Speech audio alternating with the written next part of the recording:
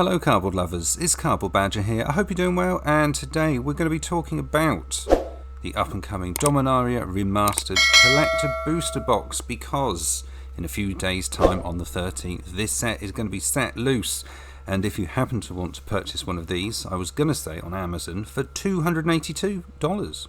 What would you do with $282? Unfortunately that is not the case, because they've changed the price, and now if you would like to buy one of these collector booster boxes, they are going to set you back a whopping $295.97. So the question is, are you able to get a massive amount of enjoyment out of opening 12 packs? If you break down exactly what's in the packs, as you can see, the main thing to look at is there are going to be in each pack 4 rares stroke mythics in each pack, giving us a grand total for your $300 of 48 rares stroke mythics. And then that is it. You are going to do rather well, possibly. I have seen a selection of various YouTube channels that have opened the product, and some of them have been really good. On the other hand, some of them have absolutely sucked, and if you had purchased it, you would not be best pleased. The general consensus is they either do rather well or they are awful. So it brings us to the point of, what else could you buy? What could you do with that $300 or nearly $300? Because Wizards of the Coast always says this product may not be for you, and if this product is not for you, do we have a similar alternative? And yes, of course we have, otherwise this wouldn't be a video at all. We have got Arkham Horror. So, can you spend and get more enjoyment from spending nearly $300 on Arkham Horror products rather than opening 12 booster packs from the Dominaria Remastered Collector Booster Box, and keep our fingers crossed that we are going to get out of the 48 rares or mythics some really good ones that cover the cost.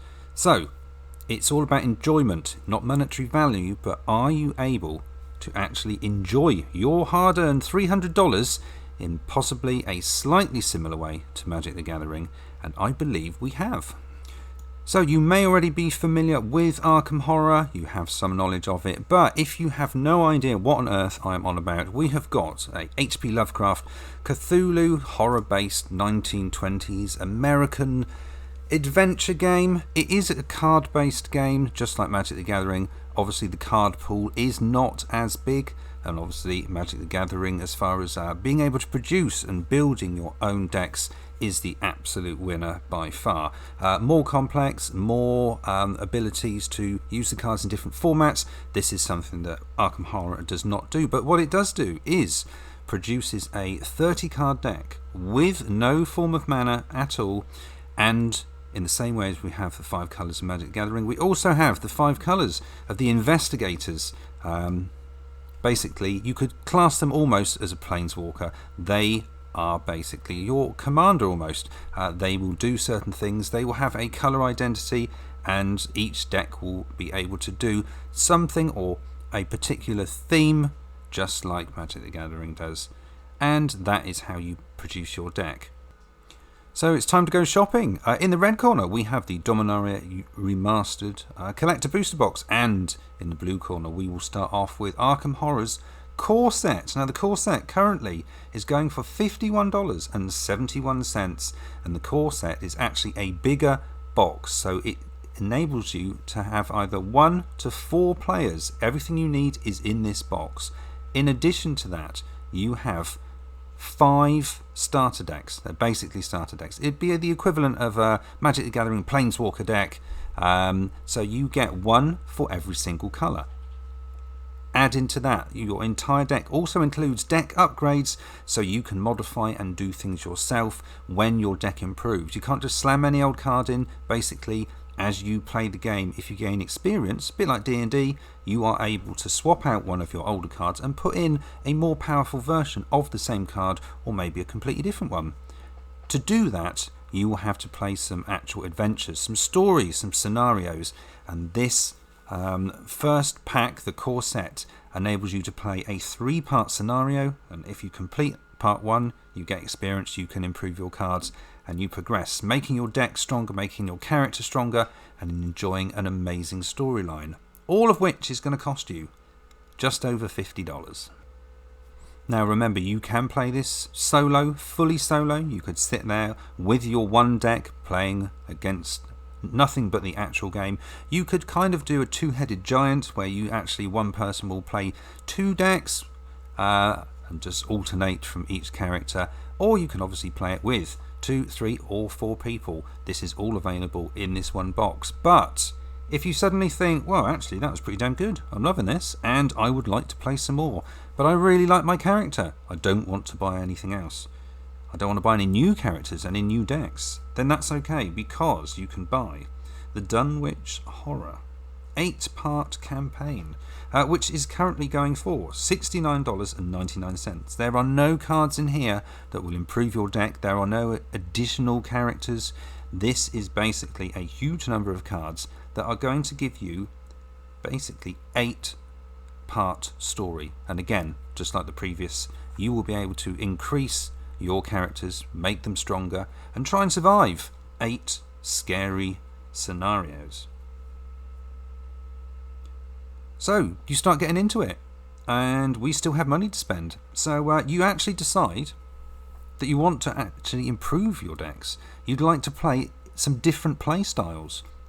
So this will now enable you to get the Edge of the Earth Investigator expansion set, which is currently $36.33.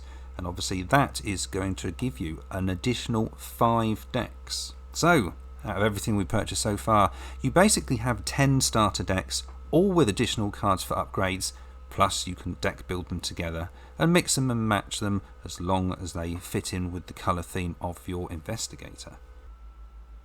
So we have got 10 decks, 10 adventurers, we've got 11 adventures we've been on, but we still want more. But unfortunately we don't have a lot of money, so we can now buy the standalone scenario packs, a very small selection of cards, and these will enable you to play one small adventure. You will get bonuses at the end if you sneak this into a long scenario, a big campaign, or you can just play it as a very quick story with a selection of friends or on your own. And we have got Murder at the Excelsior Hotel, which is currently $18.55 and is one of the most popular ones. And we also have a very interesting B-movie style humorous one, The Blob That Ate Everything. That is currently going for $21.99. This now gives us a grand total of $198.57. We have still got over $97 left to spend, and of course, if we're feeling a bit guilty because really we should have been spending our money on Magic the Gathering products, then there are many things that we still have the money for. We could possibly buy an entire Strixhaven set booster box, and I love the Strixhaven set booster boxes. That is currently going for $97.01. So we could still get a huge selection, have a drafting experience, get loads and loads of cards, and have a really good time. But maybe we're not wanting that. Maybe we want to wait for Phyrexia to appear.